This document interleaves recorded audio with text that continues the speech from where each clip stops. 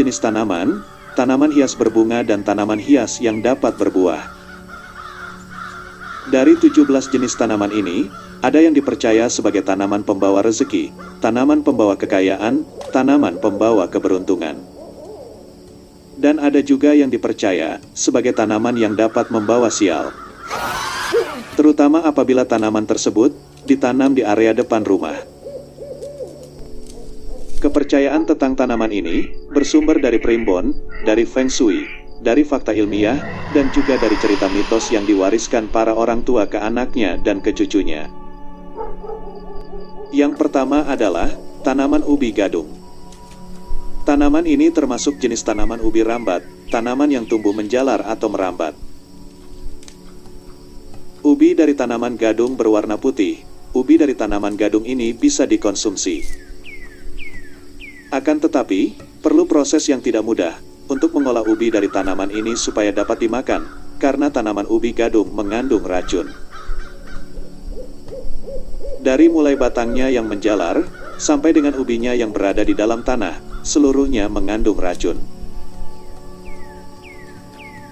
Itulah sebabnya tanaman ubi gadung adalah jenis tanaman yang tidak baik apabila ditanam di depan rumah, tidak baik apabila ditanam di halaman rumah atau ditanam di dekat teras rumah. Karena batangnya yang menjalar dari tanaman ini dapat mengeluarkan cairan semacam getah dan sangat beracun. Apabila cairan dari batang tanaman gadung sampai tertelan, maka kurang dari 1 jam, orang yang menelan cairan getah dari tanaman gadung ini, perutnya akan terasa mual, kepalanya terasa pusing, dan muntah-muntah. Sebaiknya tanaman ini tidak ditanam di dekat rumah. Semua tanaman memang ada manfaatnya, tapi manusia diberi akal pikiran untuk memilih tanaman yang tidak berbahaya untuk dirinya dan keluarganya. Cairan getah dari tanaman ini sangat bening, tidak terlihat dan sangat berbahaya. Apabila tangan tidak sengaja terkena getah dari tanaman ini, lalu menyentuh makanan, maka makanan yang disentuhnya akan mengandung racun gadung. Yang kedua adalah bunga kemuning. Bunga kemuning memiliki penampilan yang indah dan cantik. Akan tetapi, di balik kecantikannya dan keindahan bunga kemuning, ternyata bunga kemuning juga menyimpan hal mistis. Banyak yang percaya, suatu tempat yang ada bunga kemuningnya, maka tempat itu merupakan tempat tinggal favorit bagi makhluk halus. Yang ketiga adalah salah satu pohon buah yang menurut Feng Shui dianggap sebagai pohon pembawa kemakmuran, yaitu pohon jeruk. Jeruk adalah buah yang identik dengan Hari Raya Imlek ketika berbicara tentang jeruk dalam budaya Tionghoa. Menurut Feng Shui, pohon jeruk merupakan salah satu tanaman buah yang dipercaya dapat membawa keberuntungan. Keberuntungan yang dimaksud adalah berupa kekayaan, kemudahan mencari rezeki, dan kemakmuran dalam hidup. Pohon jeruk bisa ditanam di pot dan diletakkan di teras rumah. Apabila pohon jeruk tersebut tumbuh subur dan lebat buahnya, maka itu pertanda penghuni rumah akan makmur hidupnya, akan banyak rezekinya. Yang keempat adalah tanaman hias anggrek. Dalam Feng Shui, bunga anggrek melambangkan kecantikan dan lambang kebahagiaan dalam hubungan keluarga berdasarkan warna bunganya. Bunga anggrek warna merah muda dapat menjaga hubungan yang harmonis dalam keluarga. Bunga anggrek warna putih melambangkan ketenangan, kejernihan, kepolosan, dan kedamaian. Karena itulah bunga anggrek sangat cocok diletakkan atau ditanam di dekat teras rumah. Yang kelima adalah tanaman yang dipercaya dapat membawa sial bagi penghuni rumah apabila tanaman tersebut ditanam di depan rumah, yaitu pisang raja sajen. Pisang sesaji atau pisang raja sajen, pada saat jantung pisangnya akan keluar dan mengarah ke bawah, konon katanya pada saat itu ada makhluk halus bernama Banaspati yang sudah menunggu. Makhluk halus tersebut menyukai air yang menetes keluar, bersamaan dengan keluarnya jantung pisang tersebut. Banyak yang percaya, bahwa suatu tempat yang dikunjungi hantu Banaspati, maka tempat itu akan diselimuti aura panas selama 3 hari. Aura panas yang dimaksud, bukan panas yang membuat kulit melepuh, atau panas yang membuat tubuh berkeringat.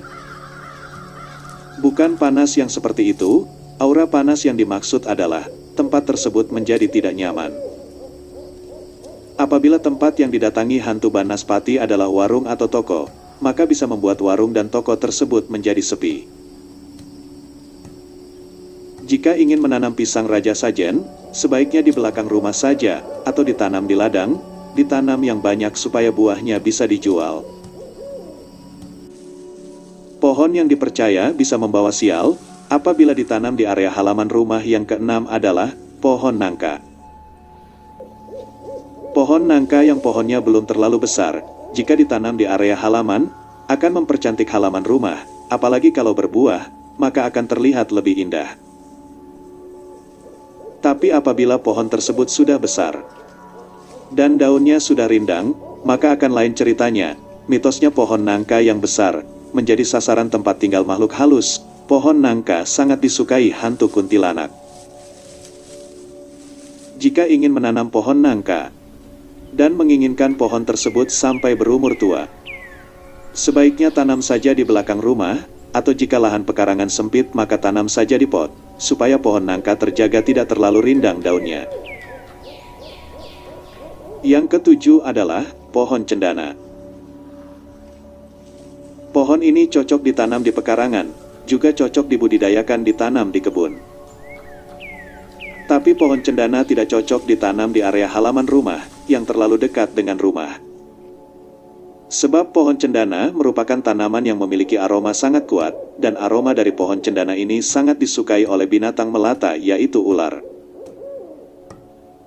Ular seringkali tertarik dengan aroma tanaman ini, itulah sebabnya pohon cendana sebaiknya tidak ditanam di dekat rumah.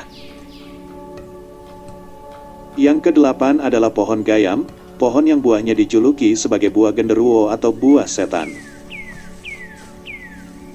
Mungkin ada yang belum pernah mendengar cerita dari makhluk halus bernama genderuwo ini.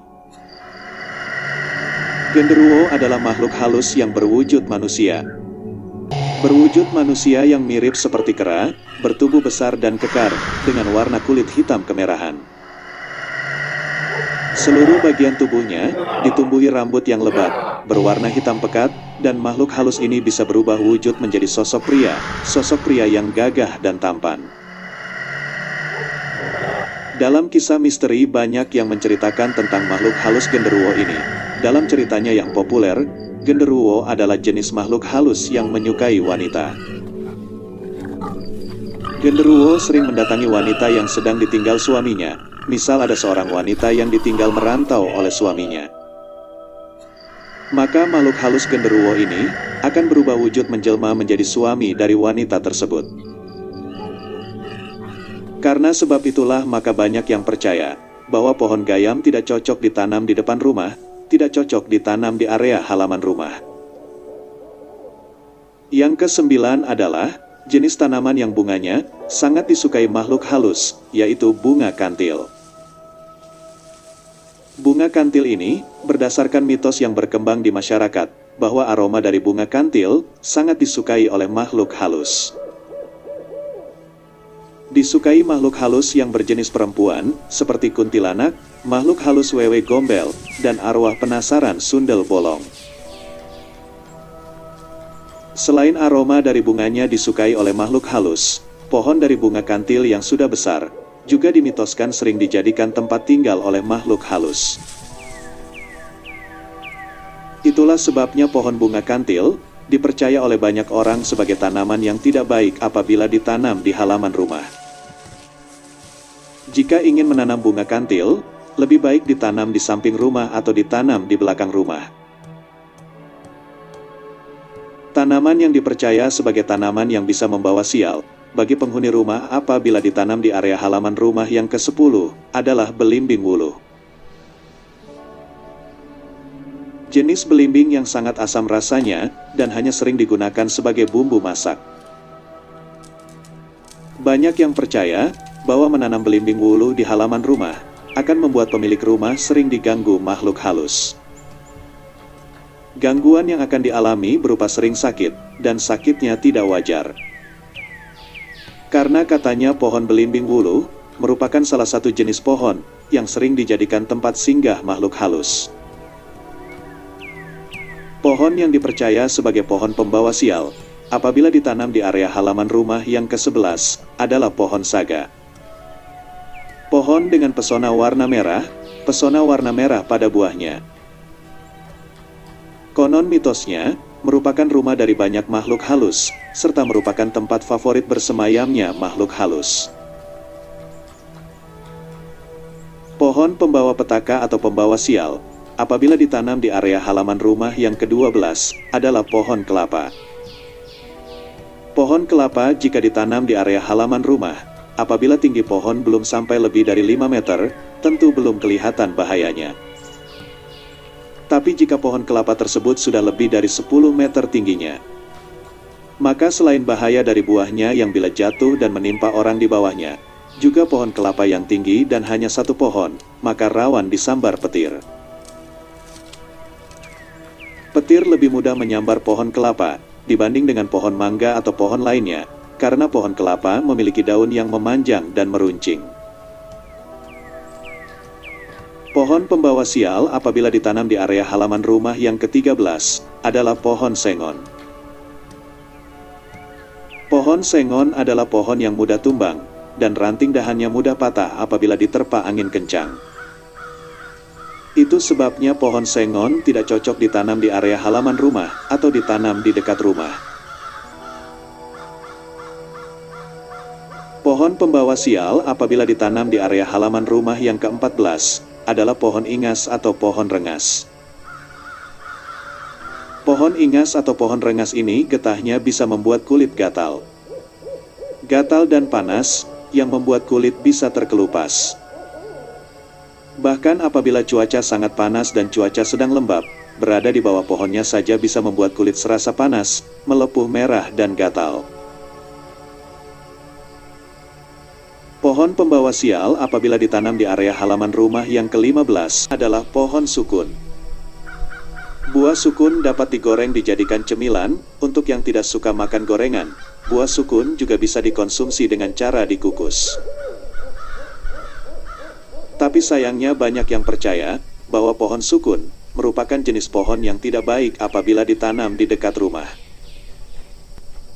Selain akar dari tanaman pohon sukun ini dapat merusak tembok rumah, konon katanya pohon sukun merupakan jenis pohon yang dijadikan rebutan oleh makhluk halus.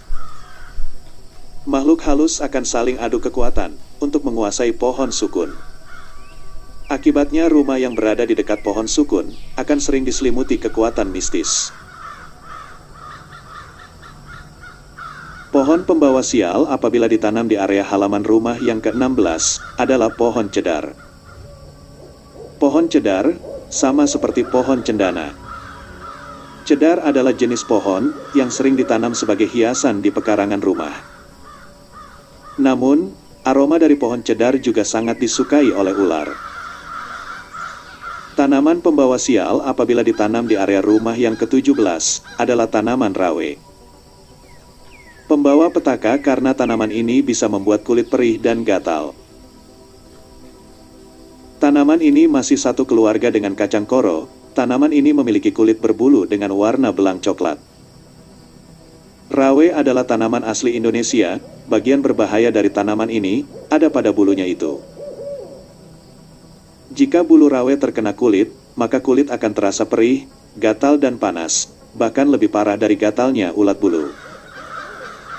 Rasa perih dan gatal pada kulit yang terkena bulu rawe bisa bertahan di kulit sampai berminggu-minggu. Karena itulah tanaman ini tidak cocok ditanam di area halaman rumah atau ditanam di dekat rumah. Itulah 17 fakta dan juga cerita mitos dari beberapa jenis tanaman berbuah dan jenis tanaman hias berbunga.